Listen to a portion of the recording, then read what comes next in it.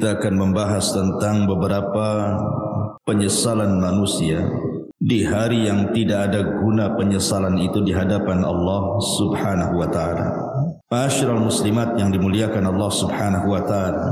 Apa saja keinginan-keinginan manusia yang merupakan penyesalan dirinya dan tidak ada gunanya. Penyesalan itu tidak ada gunanya lagi. Kalau kita lihat di kehidupan kita ini, kita bertanya kepada orang-orang yang diberikan kekayaan oleh Allah Subhanahu wa taala. Pasti keinginan mereka itu ingin bertambah kaya lagi. Karena biasanya orang-orang yang diberikan dunia itu mereka tidak akan puas dengan dunia yang dimilikinya. Makanya Anas bin Malik radhiyallahu an mengatakan, menukilkan sabda Nabi sallallahu alaihi wasallam, "Lau anna libni Adam wadiyan min dhahab." Kalau seandainya anak Adam ini memiliki satu lembah semua emas, ahabba ayyakuna lahu wadiyan.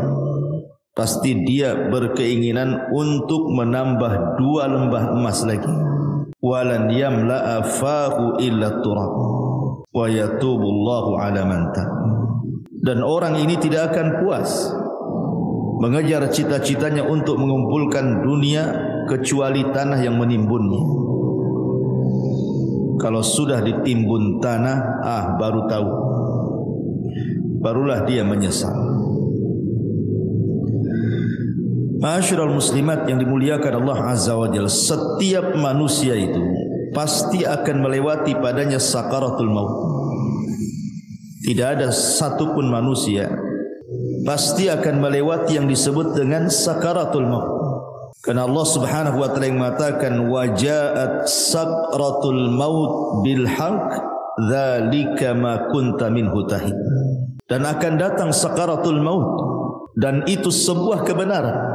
Itulah yang membuat manusia lari padanya. Apabila malaikat maut sudah dekat dengan kita, dan malaikat-malaikat pembantu malaikat maut ikut serta di dalamnya, yang disebut dengan Rasulul Maut, Rasul-Rasul kematian.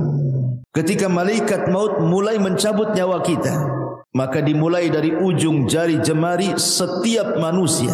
Kemudian ruh itu berjalan sedikit demi sedikit sampai di tenggorokan.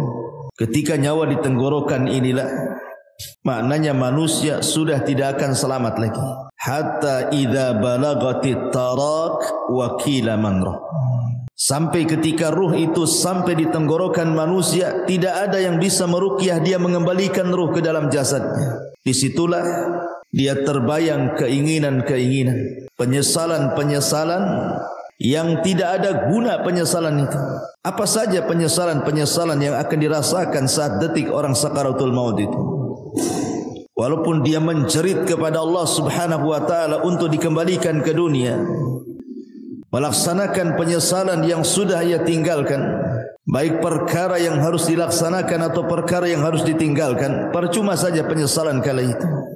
Inilah kita akan bahas beberapa penyesalan-penyesalan ketika orang berada fi firashil maut, tempat tidur kematian. Apa saja penyesalan-penyesalan itu? Ma'asyiral muslimat yang dimuliakan Allah Azza wa Jalla, kita harus bedakan keinginan orang-orang yang beriman saat detik-detik kematiannya dengan cita-cita orang-orang yang mereka jauh daripada keimanan. Maka penyesalan mereka tidak ada gunanya. Contoh saja umniyatus salihin, kehendak dan cita-cita orang-orang saleh. Apabila ruhnya sudah dicabut, kemudian badannya berada di atas keranda kematian, kemudian dibawa ke kuburan, maka orang-orang saleh akan mengatakan saat jasadnya dibawa ke kuburan, qaddimuni qaddimuni, segerakan aku, segerakan aku, segerakan aku, segerakan aku. Maksudnya jangan dilambatkan jalannya supaya cepat dikubur, karena dia tahu di hadapan dia ada nikmat yang luar biasa. Tetapi kalau dia orang fasik, orang jahat, maka dia akan berteriak kepada orang-orang yang membawa jasad dia ke kuburannya dan mengatakan, ya wailaha aina yadhhabuna biha, celaka celaka, hendak kau bawa kemana jasadku ini?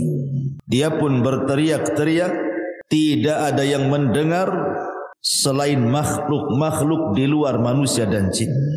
Ma'asyiral muslimat yang dimuliakan Allah Subhanahu wa taala, apabila seorang yang beriman betul-betul sudah dimasukkan ke dalam kuburan, kalau dia meninggal karena mati syahid, maka dia akan meminta kepada Allah Subhanahu wa taala untuk dikembalikan ke dunia.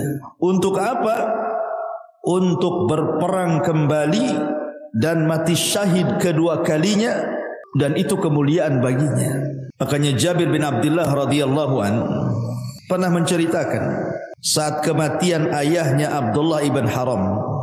Jadi saat kematian Abdullah ibn Haram, Jabir bin Abdullah ini dia merasa sedih.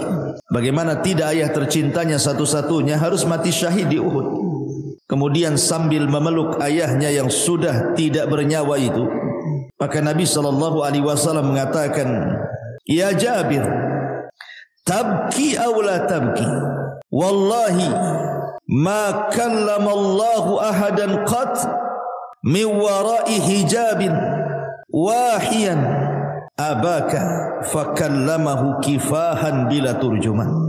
Jabir, menangis ataupun engkau tidak menangis, sungguh Allah Subhanahu wa taala tidak pernah bicara pada siapapun di balik tabirnya secara wahyu kecuali bapakmu.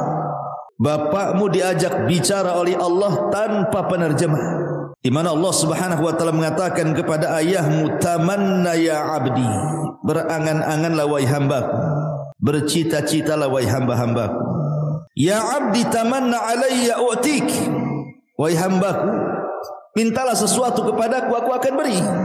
Maka ayahnya Jabir Abdullah ibn Haram mengatakan, "Ya Rabb, tuhyini fa aqtulu fika thaniyatan." Hidupkan aku kembali ya Rabb, supaya aku bisa berperang untukmu kedua kali, dan aku bisa mati syahid kedua kalinya. Tapi Allah Subhanahu wa taala mengatakan, "Innahu qad sabaqa minni annahum ilaiha la yarji'un." Tidak mungkin wahai Abdullah, orang yang sudah mati itu hidup lagi. Kemudian Abdullah ibn Haram mengatakan, "Kalau begitu sampaikan kepada orang-orang yang masih hidup akan posisiku di hadapan."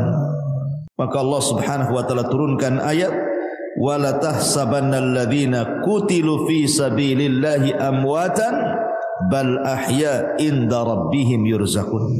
Jangan kau sangka orang-orang yang mereka mati di jalan Allah, terbunuh dalam jihad, mereka mati. Tidak, mereka hidup. Mereka diberikan rizki di hadapan Allah Subhanahu wa ta'ala. Inilah cita-cita orang-orang yang beriman.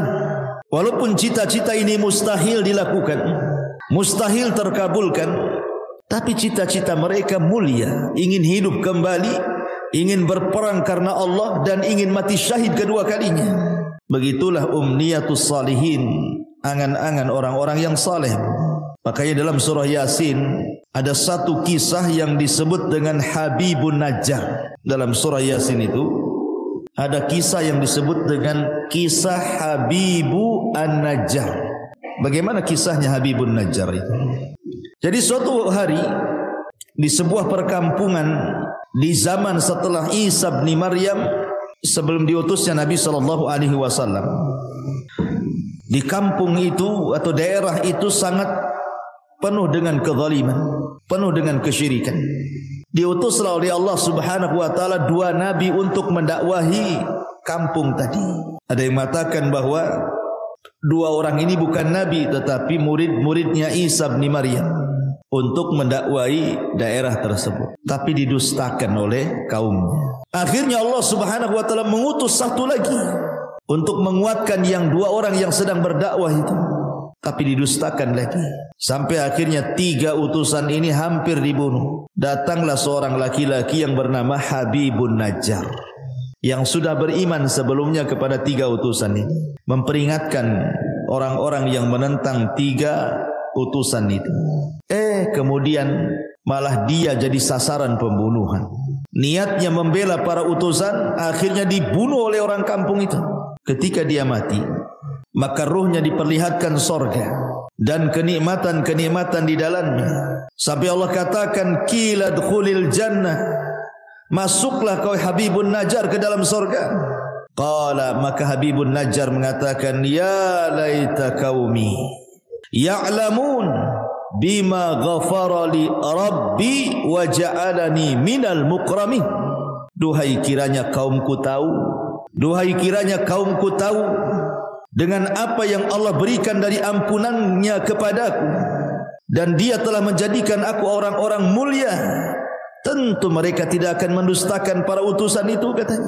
Itulah umniyatus salihin, cita-cita, keinginan-keinginan orang-orang soleh apabila sudah meninggal.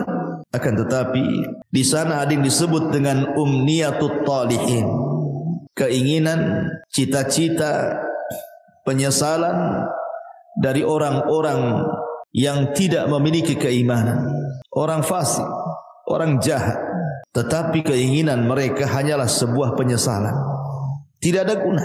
Apa saja itu?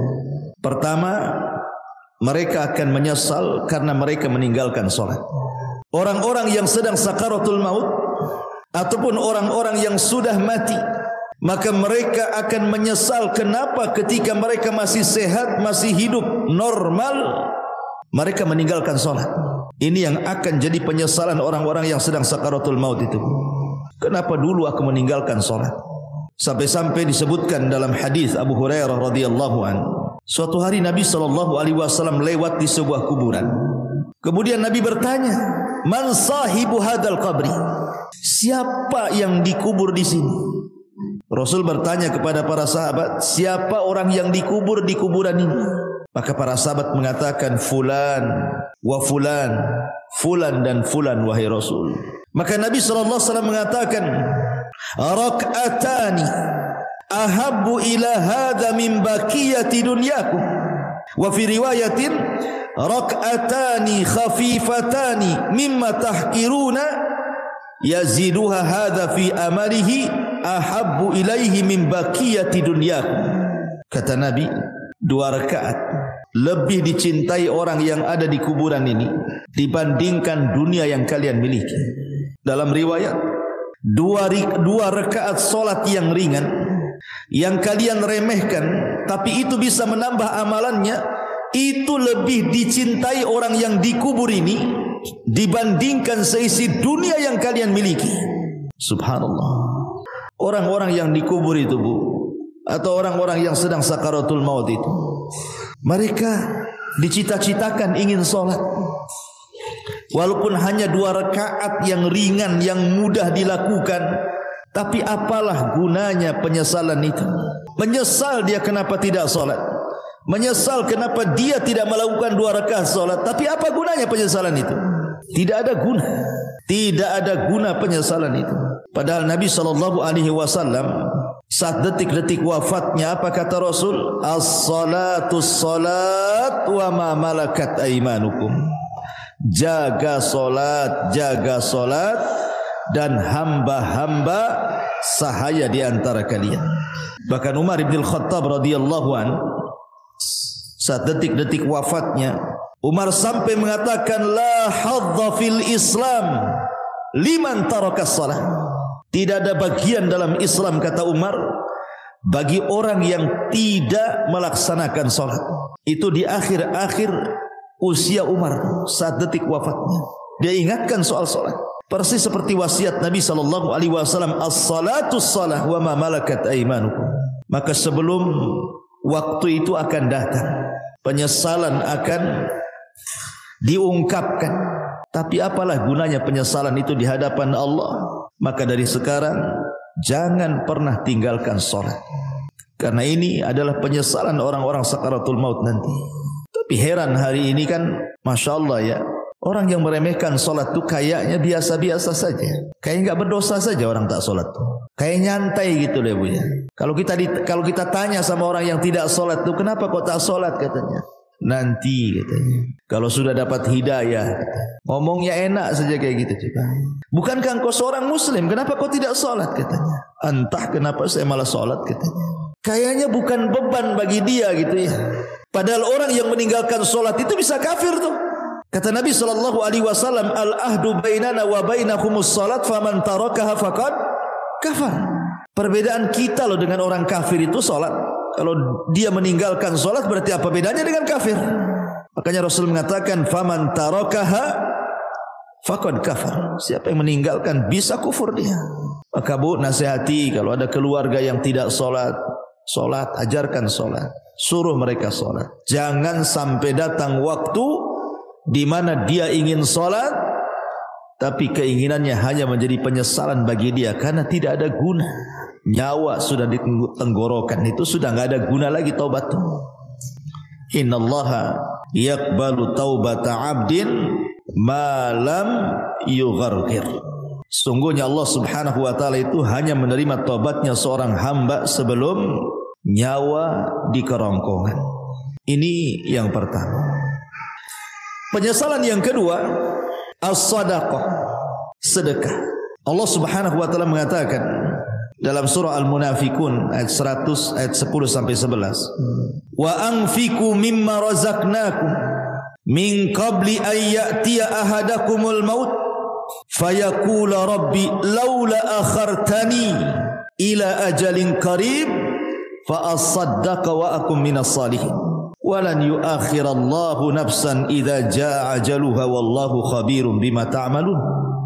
Allah Subhanahu wa taala sudah mengingatkan jauh-jauh hari sebelum datang detik-detik kematian itu. Infak, perbanyak sedekah dari rizki yang kami rizkikan kepada kalian sebelum datang satu hari kematian akan menjemput kalian dan kalian mengatakan Rabbi ya Rabb laula akhartani ila ajalin qarib. Kalaulah engkau hidupkan aku sesaat, kalaulah engkau sembuhkan aku sesaat, apa yang terjadi? Fa asaddaqa wa akum minas salihin. Aku janji aku akan sedekah dan aku akan menjadi orang baik. Tetapi Allah mengatakan walan yuakhirallahu nafsan idza jaa ajaluha. Tidak mungkin Allah mengakhirkan hidupnya kalau sudah datang ajalnya. Tidak mungkin Allah mengakhirkan hidupnya, mengembalikan nyawa yang sudah ditenggorokan dikembalikan kepada badannya kalau sudah ditetapkan hari itu dia harus mati. La yastakhiruna sa'ata wa la yastaqdimun. Kalau kematian itu datang tidak mungkin diakhirkan, tidak mungkin dimajukan pas waktunya. Disitulah penyesalan datang. Ketika nyawa ditenggorokan, mulailah dia terpikir, teringat dengan harta yang selama ini dikumpul-kumpulkannya. Harta itu bukan harta kita, Bu. Harta itu harta Allah. Harta itu datang bukan karena kecerdasan kita. Harta itu datang bukan karena jerih payah kerja keras kita, bukan pula karena jabatan-jabatan kita. Tidak, semua harta itu datang dari Allah. Makanya Qarun ketika mengatakan innama utituhu min ilmin indi, harta itu datang karena kecerdasanku. Allah katakan fa khasafna bihi wa bidarihil arda, kami tenggelamkan si Qarun dan seluruh kekayaannya. Ya, karena kekayaan itu bukan milik Qarun. Kekayaan itu milik Allah. Semua kekayaan itu milik Allah. Tidak ada secuil pun milik kita. Allah hanya minta sedikit dari harta kita itu. Allah tidak minta banyak seperti zakat. Allah hanya minta 2,5% dari 85 gram emas itu. Tidak banyak. Apalagi itu harta bukan harta kita, harta Allah.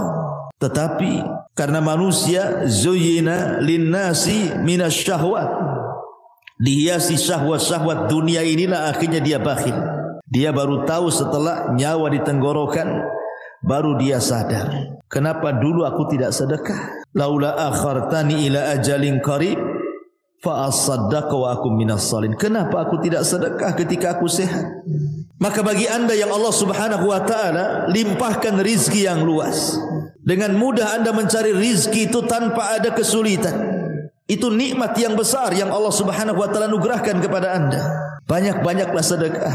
Karena Rasul yang mengatakan maluka ma akalta fa afnaita wa ma labista fa ablaita wa ma tasaddaqta fa abqaita. Hartamu, kata Rasul, yang kau makan pasti habis, yang kau pakai pasti usang, yang kau sedekahkan itulah yang bermanfaat untuk kematian.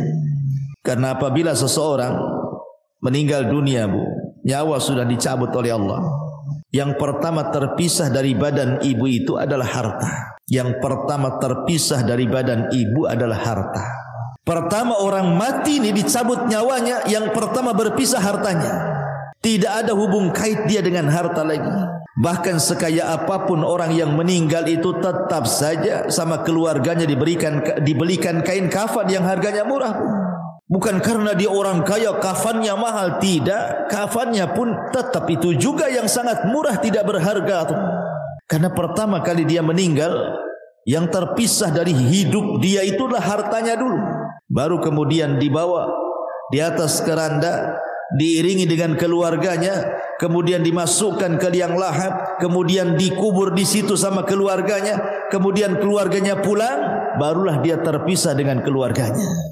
Tapi yang pertama terpisah dari badannya adalah hartanya. Di saat itulah dia menyesal dan mengatakan, laula akhartani ila ajalin qarib fa asaddaqa wa akum minas salihin. Ya Rabb, kalaulah engkau akhirkan kehidupanku sesaat, tidak apa-apa. Aku akan sedekahkan tuh harta-hartaku tuh, dan aku akan termasuk orang yang baik. Tetapi apakah umniyatut talihin ini, cita-cita orang-orang yang seperti ini bermanfaat bagi dia? Tidak ada guna. Harta sebanyak apapun kalau anda sudah meninggal, harta itu tidak bisa diambil lagi oleh anda kan? Karena sudah menjadi rebutan ahli warisnya. Kenapa ketika kita masih hidup kita tidak sedekah? Ketika sudah mati baru kita teringat sedekah. Itu namanya penyesalan yang tidak guna. Penyesalan yang tidak ada guna bagi dia. Percuma penyesalannya. Ini yang kedua, sedekah. Yang ketiga, al-amalus salih, beramal saleh. Allah Subhanahu wa taala berfirman dalam surah Al-Mu'minun ayat 99 sampai 100. Allah mengatakan, hatta idza jaa ahadahumul mautu qala rabbirji'uni la'alli a'malu salihan fima tarak kalla innaha kalimatun huwa qailuha wa min waraihim barzakhun ila yaumi yub'atsun. Hatta idza jaa ahadahumul maut, apabila kematian datang kepada salah seorang di antara mereka, qala, dia pun mengatakan, rabbirji'uni, ya Allah, kembalikan aku ke dunia walaupun sesaat, la'alli a'malu salihan, agar aku bisa beramal saleh, fima tarak, terhadap apa yang kutinggalkan selama aku masih hidup.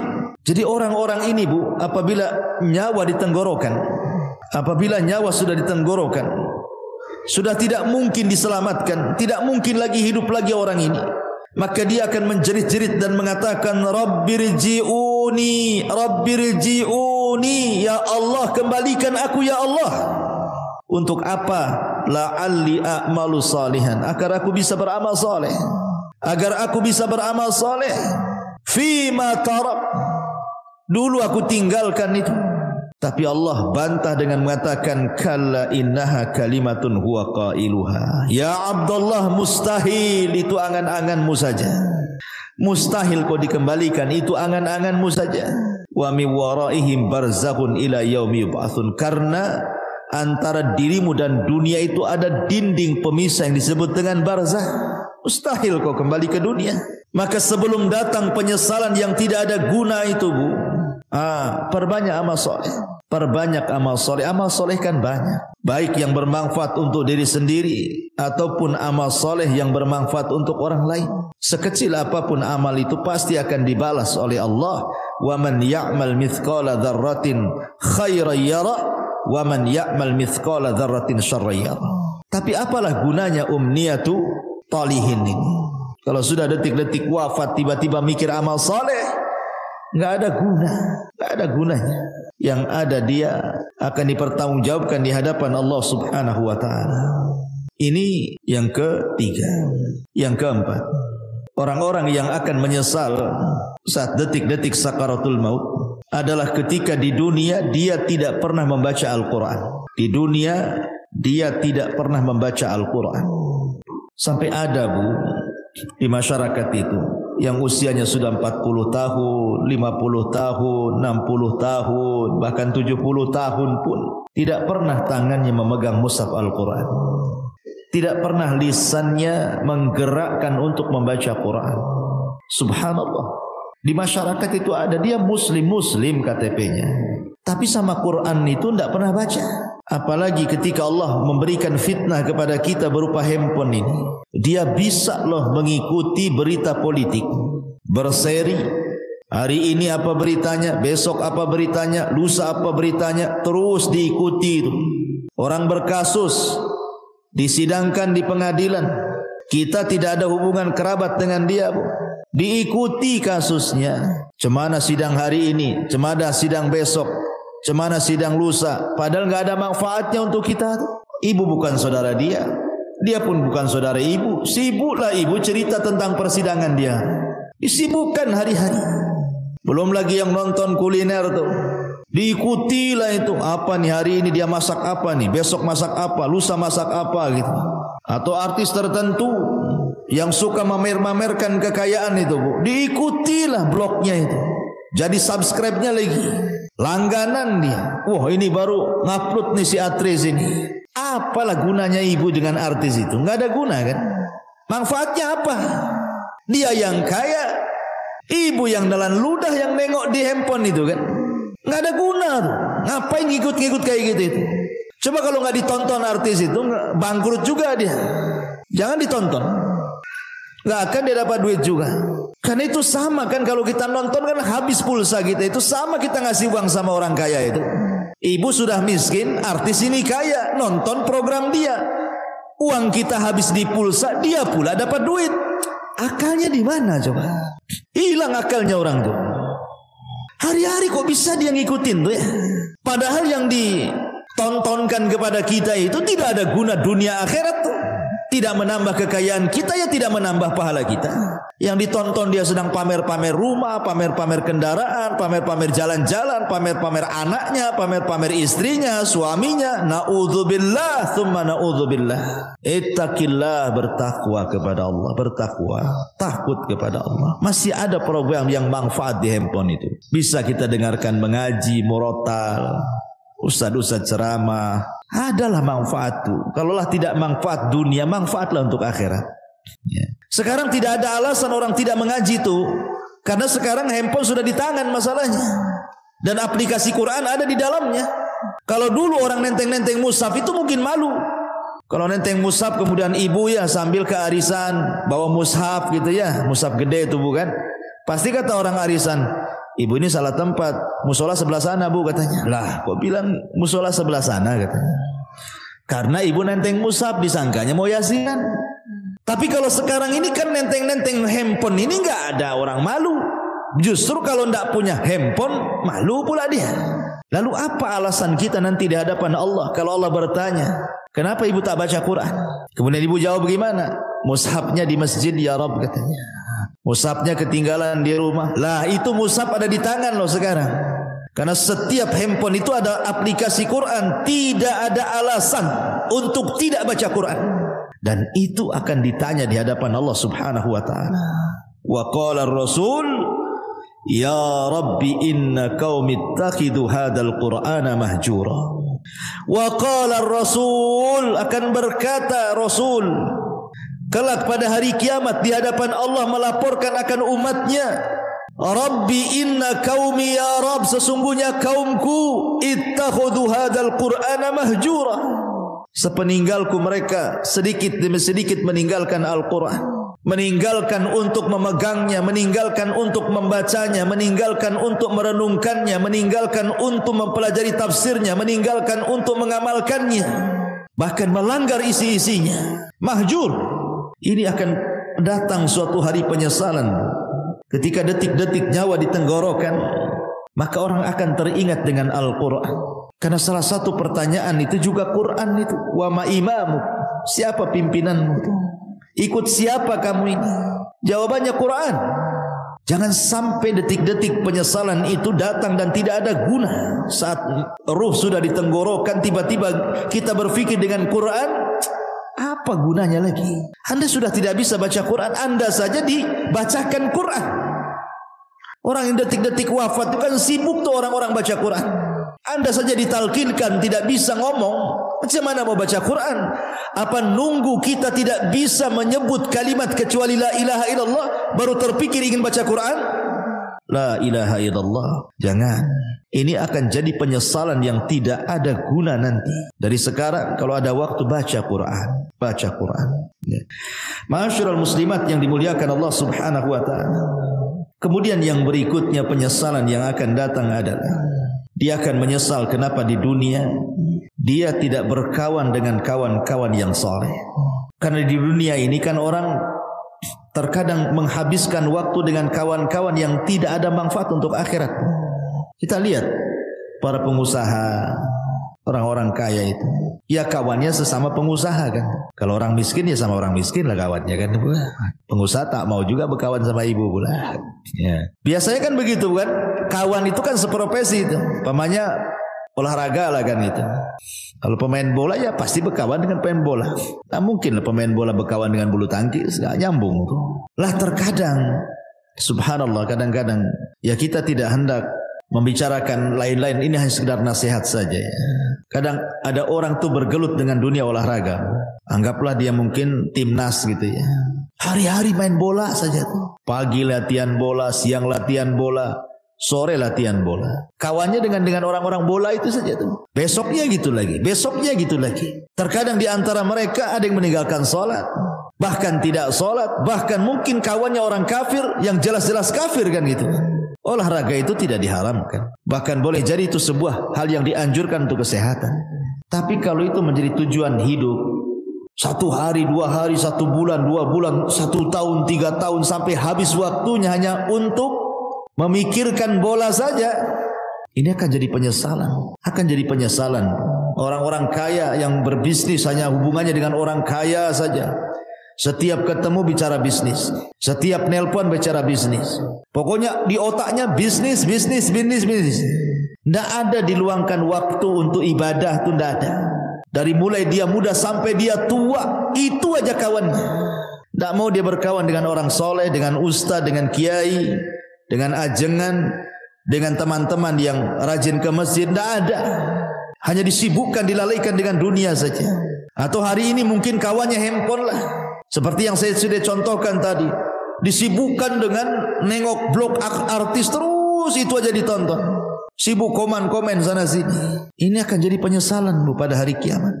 Bahkan dia akan meminta kepada Allah Subhanahu wa taala, di mana penyesalannya akan dikemukakan di hadapan Allah sebagaimana Allah katakan dalam surah Al-Furqan 27, wa yauma ya'addu dzalimu ala yadayhi yaqulu ya laitani ittakhadtu ma'ar rasuli sabila ya wailata laitani lam attakhid fulanan khalila. Pada hari di mana orang zalim menggigit jarinya dan mengatakan, duhai celaka, kenapa ketika aku masih sehat di dunia aku tidak mengambil Rasul sebagai kawan? Duhai celaka, celaka aku, kenapa aku tidak menjadikan si fulan itu kawanku? Makanya Hasan Al-Basri mengatakan, istaghfiru min sahibikumus salih fa innahu yanfa'ukum yaumal qiyamah. Cari teman-teman yang soleh, cari teman-teman yang baik, karena itu akan bermanfaat pada hari kiamat bagi pelakunya. Nanti akan menyesal kita, Bu. Kita hari-hari sama si fulan, si Alan, dihabiskan waktunya hanya untuk jalan kemari dengan si fulan, si Alan itu, ngobrol dengan si fulan, si Alan itu. Lupa bertahun-tahun, sampai lupa sholat, lupa puasa, lupa baca Quran, lupa zakat, macam-macam. Kan ada orang disibukkan hari-hari dengan itu saja kan. Nah, nanti akan jadi penyesalan. Cari teman-teman yang baik, cari teman-teman yang saleh, supaya jangan jadi penyesalan di hadapan Allah Subhanahu wa taala. Ini kalau orang sudah sakaratul maut, tiba-tiba kemudian berpikir, kenapa aku tidak ke masjid bersama orang-orang yang sholat di masjid? Kenapa aku tidak mengaji bersama orang-orang yang mengaji? Kenapa aku tidak membaca Quran bersama orang-orang yang baca Quran? Gak ada guna. Gak ada guna, itu hanya umniah saja, angan-angan, cita-cita saja. Karena nyawa sudah ditenggorokan, apalah gunanya itu? Maka sebelum penyesalan itu datang, dari sekarang cari teman-teman yang baik yang bisa menyelamatkan kita. Ma'asyiral muslimat yang dimuliakan Allah Azza wa Jalla. Lalu apalagi orang-orang yang melalaikan keluarga, orang-orang yang melalaikan keluarga di masa hidupnya. Boleh jadi dia biarkan anak-anaknya bermaksiat kepada Allah. Orang tuanya membiarkan anaknya seperti itu. Anaknya membuka aurat, dibiarkan saja. Tidak pernah disuruh menutup aurat atau diberikan jilbab untuk menutup aurat. Anaknya hilang bergaul dengan siapa, tidak pernah ditanya, nak siapa kawanmu itu, sholat tidak, pakai jilbab tidak, macam mana dia agamanya, tidak pernah ditanya. Kalau sudah keluar les, yang penting dia balik, ya kan? Tidak ada kecemburuan, tidak ada kecemburuan kepada keluarga, terutama kepala-kepala rumah tangga itu disebut dayus namanya. Dayus itu orang yang dilaknat Allah karena tidak punya kecemburuan kepada keluarganya. Jangan sampai seperti yang Allah katakan, antakula nafsun ya khasrata ala ma farrattu fi jambillah. Jiwa akan mengatakan, duhai aku rugi, ma farrattu fi jambillah, berapa banyak kemudian kelalaian yang aku lalaikan di sisi Allah. Aku tidak mengurus keluargaku, tidak bertanggung jawab kepada keluargaku, tidak mengarahkan mereka ke dalam agama, tidak mengarahkan mereka untuk salat, untuk baca Quran, untuk belajar agama. Semua akan ditanya nih. Semua akan ditanya dan akan menjadi penyesalan kelak pada hari kiamat. Amanah ini akan ditanya. Ya hasrata ala ma farrattu fi jambillah. Ma'asyiral muslimat yang dimuliakan Allah Subhanahu wa taala. Maka sebelum itu terjadi, arahkanlah orang-orang tua, ibu-ibu, supaya anak-anak itu menjadi anak yang soleh dan soleha. Karena itu manfaatnya untuk kita masalahnya. Apabila ibu sudah meninggal, siapalah yang mendoakan itu kalau bukan anak-anak? Ibu sudah tidak bisa beramal di kuburan itu. Ibu hanya menanti doa anak-anak yang mengatakan, Rabbighfirli wali walidai. Ya Allah, ampuni aku dan kedua orang tuaku. Itulah harapan kita ketika masuk kuburan itu, adalah transfer doa-doa ampun dari anak-anak kita. Dan itu tidak mungkin dilakukan anak kecuali kita yang mendidik anak itu dari kecil sampai dia menjadi anak soleh dan soleh, baru dia akan doakan orang tuanya. Dan ini akan jadi penyesalan. Kenapa dulu saya tidak didik anak saya? Pernah saya ceritakan kan sama ibu. Saya itu waktu di Kijang, Tanjung Pinang sana. Saya disuruh untuk memandikan jenazah. Ustaz, bisa enggak mandiin jenazah? Bisa, ada waktu insyaAllah. Jadi saya datanglah ke rumahnya. Saya mandikan jenazah. Saya juga kafani bapak yang meninggal itu. Kemudian saya solatkan. Ketika jenazah itu dari rumah hendak diangkat ke musola, karena dekat musolahnya dari rumahnya itu. Kan biasa bu, kalau ada orang meninggal kan depan rumah pasti sudah dipasang terop, kursi-kursi sama RT di situ itu. Jadi setelah kemudian jenazah itu di masjid, coba saya tanya, mana keluarganya, biar dia di saf pertama mau saya bimbing supaya dia mendoakan orang tuanya, karena kan doa yang paling mustajab itu doa ketika sholat jenazah kan bagi si mayat itu. Dan itu doa terakhir anaknya kan gitu. Habis itu tidak akan melihat lagi kekanak-kanak akan dikubur. Jadi saya panggil lah, mana anaknya? Jadi orang-orang mengatakan tuh anaknya tuh sedang duduk-duduk di kursi itu, di terop, di bawah terop tuh. Jadi saya bilang suruhlah mereka nyolati bapaknya tuh. Itu terakhir kali lah saya mau ngomong. Tapi dipanggil-panggil bu, anaknya nggak ada yang mau sholat, nggak ada yang mau nyolati bapaknya. Asik rokokan aja di situ. Sempat saya ngelus dada, subhanallah, ada anak yang durhaka kayak gini kan. Itu bapaknya terakhir mati bu. Anaknya bukan satu orang, ada 5 orang. Semua duduk-duduk di situ. Rokokan itu. Dipanggil-panggil, dia bilang sudah disolatkan aja katanya. Disolatkan aja katanya. Tidak mau dia menyolati itu. Ada apa dia dengan bapaknya? Tapi dengan peristiwa ini kita lihat kan. Ini yang salah mesti bapaknya nih ketika dia masih hidup. Tidak mungkinlah kalau seandainya bapaknya itu baik mendidik anak-anaknya itu. Kok anak-anaknya nggak mau nyalati dia gitu kan? Mesti ada dendam ke anak-anaknya ini. Ini saya saksikan bu. Apa menunggu seperti ini gitu ya kan? Orang tua ketika meninggal mau nyolatkan saja anaknya tidak mau gitu kan?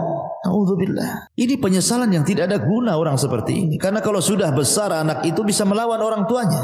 Betapa banyak orang-orang tua yang sakit hati kemudian bercita-cita, nak kalau kau tahu durhaka kepadaku di dewasa ini, sudah kecekik kau di masa bayi biar mati. Banyak tuh orang tua itu yang menghendaki kematian anaknya karena kurang ajar dia. Kan? Di masyarakat kan banyak yang seperti ini bu. Ya, jadi janganlah kemudian sampai datang pada waktunya tiba-tiba kita menyesal. Ketika nyawa di tenggorokan dia menyesal kenapa dulu dia tidak mendidik keluarganya, tidak mengarahkannya, tidak menasihatinya, tidak menjadikan mereka anak-anak yang saleh dan salehah. Umniyatut talihin. Yang seperti ini umniyatut talihin, bukan umniyatus salihin namanya. Angan-angannya orang-orang jahat, percuma, enggak ada guna, ya. Maka inilah perkara-perkara, Bu. Jangan sampai seseorang itu di detik-detik wafatnya banyak hal yang dicita-citakan tetapi tidak mungkin terlaksana dan tercapai karena sudah tidak ada lagi hubungan antara kehidupan dunia. Kita sudah masuk alam barzah, masalahnya alam kematian. Ada barzah di situ pemisah. Dan kalau orang sudah masuk kubur itu tidak mungkin sholat, puasa, zakat, haji, tak mungkin. Dia sedang sibuk dipertanggungjawabkan di hadapan Allah semua amalannya. Sedang ditanya man rabbuka wa man nabiyuka wa madinuk. Sehingga disitulah banyak orang yang menyesal. Wallahu a'lam bishawab. Inilah perkara-perkara yang akan menjadi bahan penyesalan bagi orang-orang saat detik-detik wafat ataupun setelah kematian. Wallahu a'lam, mudah-mudahan yang sedikit ini ada manfaatnya, Bu.